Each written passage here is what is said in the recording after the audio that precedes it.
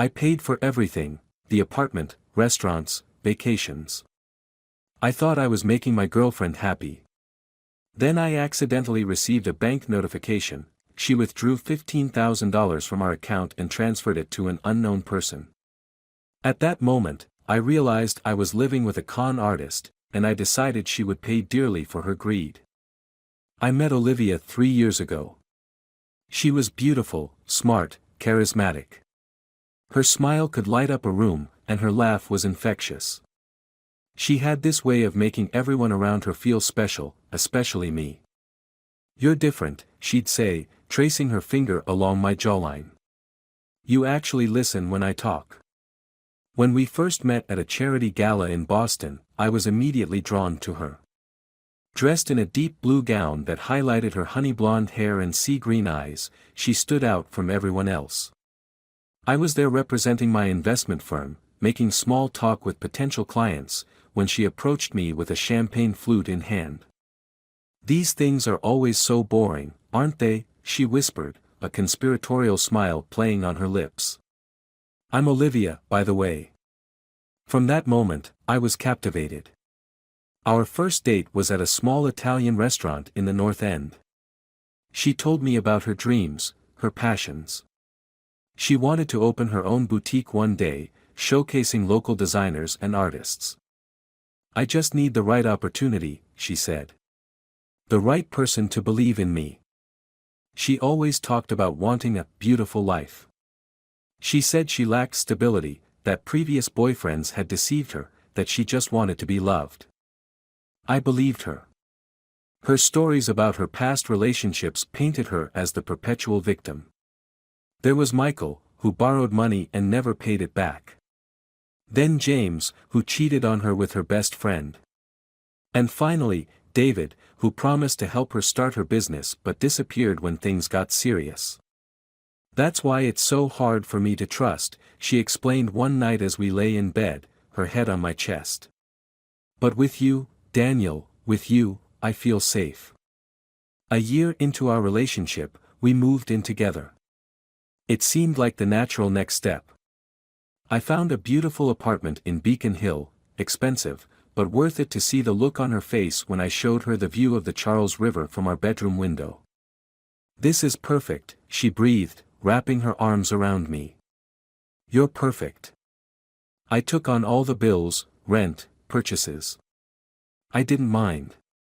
My job as a financial advisor at a prestigious firm provided more than enough for both of us. She said she wanted to start her business, but she needed time. I agreed. After all, I wanted to support her dreams. "You're investing in us," she would say when I paid for another luxury vacation or designer bag. "In our future." For the next 2 years, we built what I thought was a life together. I introduced her to my parents, who lived in Connecticut. They were hesitant at first, especially my mother, who asked pointed questions about Olivia's background and career aspirations. "She seems very invested in your success," my mother remarked during one visit. I dismissed her concerns. "She's supportive, Mom. That's what partners do." Olivia was always charming around my family, bringing thoughtful gifts and remembering details about their lives. She knew how to win people over, how to make them feel valued. With my friends, she was equally engaging. She became close with their girlfriends and wives, organizing dinner parties and weekend trips. Everyone loved her, or so I thought. "Babe, I'm thinking of taking a business course at Harvard Extension," she said one evening. "It's a bit pricey, but it would really help me get my boutique off the ground." "Of course," I said, not even asking about the cost. "Whatever you need." That was my mistake, never questioning, always giving. We had opened a joint account for household expenses, but over time, it became our primary account. I trusted her completely. Then came that fateful Thursday morning. I was in a meeting with a client when my phone buzzed with a notification from our bank. Withdrawal, $15,000. Recipient, Mark Davis. I stared at the screen, my blood running cold. Who was Mark Davis? I didn't recognize the name, and Olivia had never mentioned anyone by that name. I excused myself from the meeting, saying there was an emergency. In the hallway, I called Olivia. No answer. I texted her. No reply. When I got home that evening, she was there, cooking dinner as if nothing had happened. "How was your day?" she asked, kissing me on the cheek. "Fine," I said, studying her face for any sign of guilt. There was none. "How about yours?" "Oh, just busy with course preparations," she replied smoothly. I think I finally found the right program. She was lying to my face, and doing it effortlessly. That night, I couldn't sleep. While she breathed evenly beside me, I stared at the ceiling, wondering how long she'd been deceiving me. The next morning, I waited until she left for her supposed meeting with a business advisor. I entered her laptop. The password was simple, her birthday. And I found everything. Emails, messages, photos.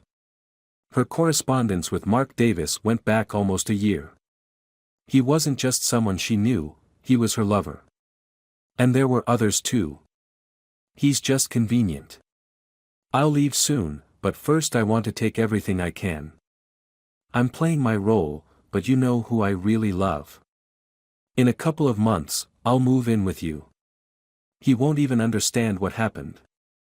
Each message was like a knife to my heart. There were plans for how to extract more money from me, discussions about which of my assets were most valuable, even jokes at my expense. "He's so trusting, it's almost too easy," she wrote to Mark. There were photos of them together in hotels I had paid for when Olivia said she was visiting her sister in Chicago or attending business seminars in New York. I felt my blood boil. But I didn't make a scene. I began to act. First, I called my bank and reported fraud on our joint account. I claimed my card had been stolen and froze all transactions. Then I transferred all remaining money to a separate account that Olivia couldn't access. Next, I contacted my credit card companies and canceled her authorized user cards. I called our landlord and explained that I needed to modify the lease agreement. Olivia's name was removed by the end of the day. I took the day off work and methodically went through our apartment, gathering evidence of her deception. I photographed her laptop screen, showing her correspondence. I downloaded the emails and messages to my own secure drive. Then I wrote to Mark Davis. "Hello, this is Olivia's boyfriend, Daniel. I think you should know what she's been doing." I sent him all her correspondence, including messages where she discussed other men besides him. Turned out Mark wasn't her only side piece, there was also a guy named Jason who she'd been seeing for 6 months. Within hours, Mark replied. "I thought she was playing you. But she was playing me too."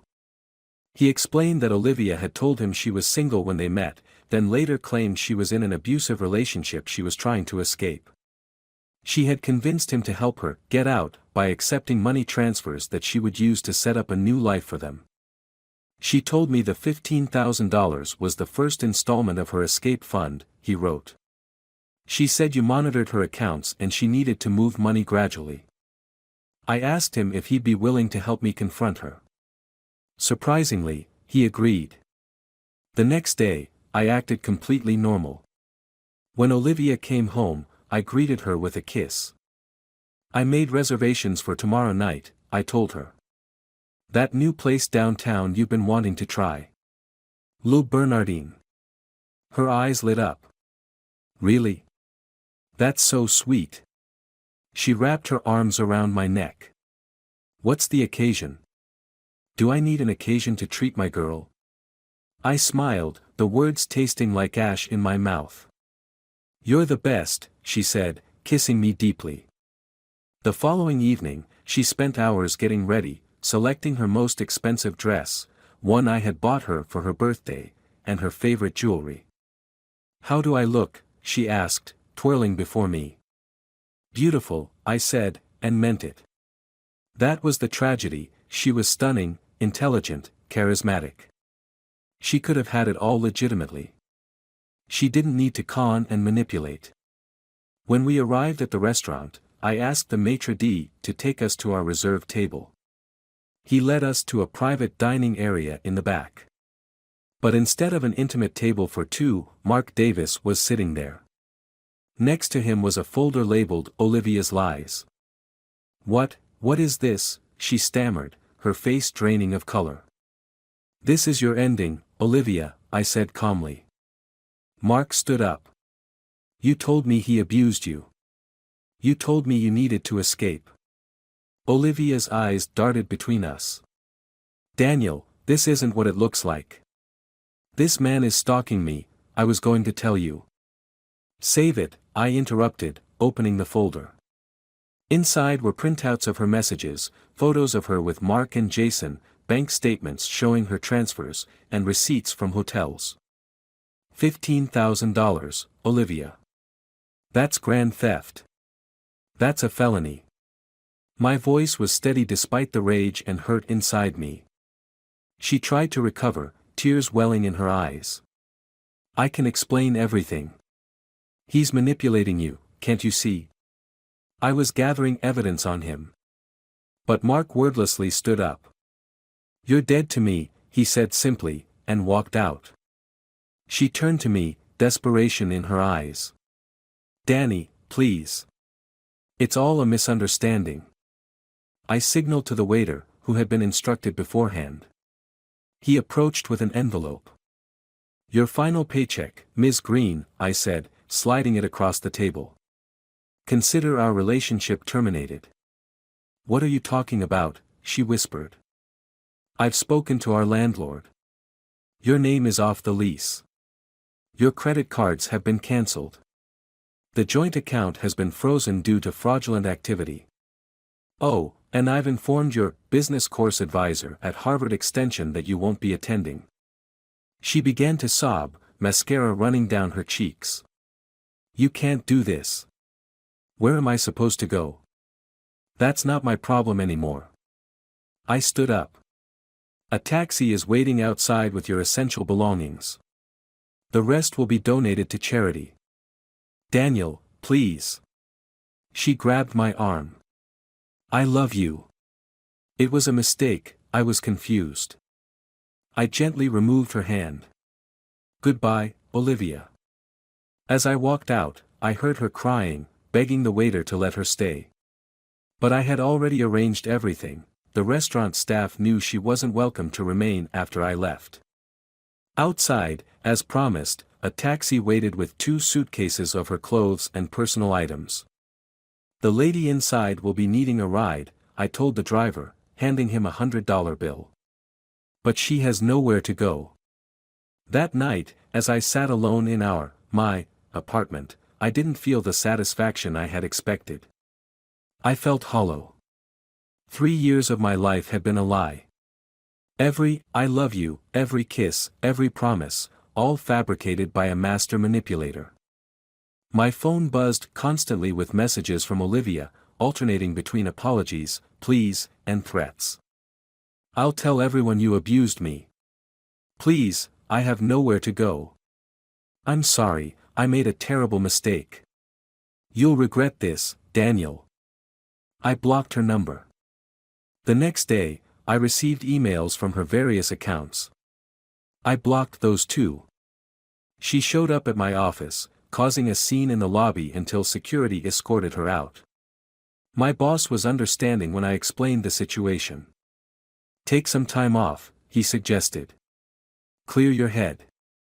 I changed the locks on my apartment. I informed the doorman not to allow her in the building. I warned my friends and family about her manipulation. Some people might think my revenge was too harsh.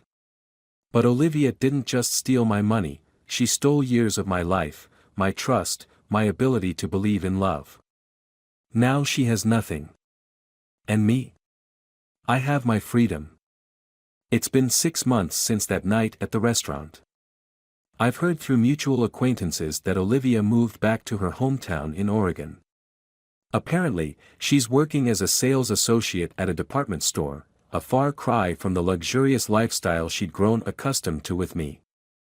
Mark Davis reached out recently. He thanked me for opening his eyes and said he's been seeing a therapist to understand why he fell for Olivia's manipulation. We've developed an unexpected friendship, two survivors of the same predator. As for me, I'm slowly rebuilding. I've redecorated the apartment, erasing all traces of Olivia. I've started dating again, cautiously. My friends say I'm different now, more guarded, less trusting. They're probably right. Sometimes, late at night, I wonder if Olivia ever truly cared for me, even a little. Was it all an act from the very beginning? Was there ever a moment of genuine connection? I'll never know. And perhaps that's the cruelest cut of all. The money can be replaced. The things are just things. But the certainty that love is real, that's harder to recover. Yet despite everything, I don't regret what I did. Some might call it revenge. I call it justice. And sometimes, when I pass a woman on the street who smells like Olivia's perfume, or when I see someone with her same honey blonde hair, my heart still skips a beat. Old habits die hard, I suppose. But I'm learning to let go, day by day. Because in the end, I'd rather be alone than with someone who sees me as nothing but a bank account.